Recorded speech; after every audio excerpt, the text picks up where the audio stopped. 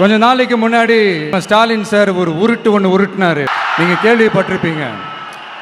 இப்போ வரப்போற election எதுக்கான election? நம்ம சட்டமன்ற தமிழ்நாடு சட்டசபைக்கான ஒரு தேர்தல் இல்லையா? இதே தமிழ்நாட்டுக்கும் டெல்லிக்குமான ஒரு எலெக்ஷன் அப்படின்னு சொல்றாங்க. இன்னும் கொஞ்சம் மேலே போய் தமிழ்நாட்டுக்கும் என்டிஏவுக்குமான ஒரு எலெக்ஷன் அப்படின்னு சொல்றாங்க. என்ன சார், டெல்லியில் ஏதாவது நிற்க போறீங்களா?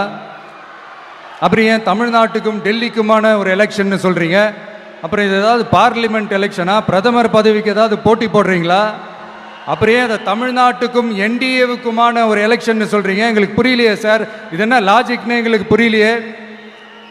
எந்த எலெக்ஷனை எப்படி டீல் பண்ணணும், எப்படி ஹேண்டில் பண்ணணுன்றது நம்ம தமிழ்நாட்டு மக்களுக்கு தெளிவாக தெரியும்.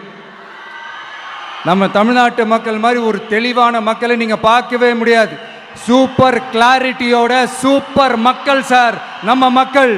இந்த போருக்கு போறதுக்கு முன்னாடி தான் இந்த படை பரிவாரங்களோட போவாங்கன்னு கேள்விப்பட்டிருக்கிறேன். ஆனா நீங்க என்னடானா இந்த ஒன்றுத்துக்கும் உதவாத இந்த பால் டப்பாவை உருட்டிக்கிட்டு இருக்கீங்களே சார். உண்மையிலே இந்த எலெக்ஷன் எதுக்கான எலெக்ஷன் சொல்லட்டுமா? தமிழ்நாட்டு மக்களுக்கும் ஊழலுக்கும் நடக்கிற போர், தமிழ்நாட்டு மக்களுக்கும் லஞ்சத்துக்கும் நடக்கிற போர், தமிழ்நாட்டு மக்களுக்கும் இந்த நிர்வாகத்தை சரியா செய்யாத இந்த திமுக அரசுக்கும் நடக்கிற போர், அதாவது தமிழ்நாட்டு மக்களுக்கும் உங்க ஆட்சிக்கும் நடக்கிற போர், தமிழ்நாட்டு மக்களுக்கும் ஸ்டாலின் சாருக்கும் நடக்கிற போர். இன்னும் சுருக்கமா சொல்லணும்னா விஜய்க்கும் ஸ்டாலின் சாருக்கும் நடக்கிற போர்.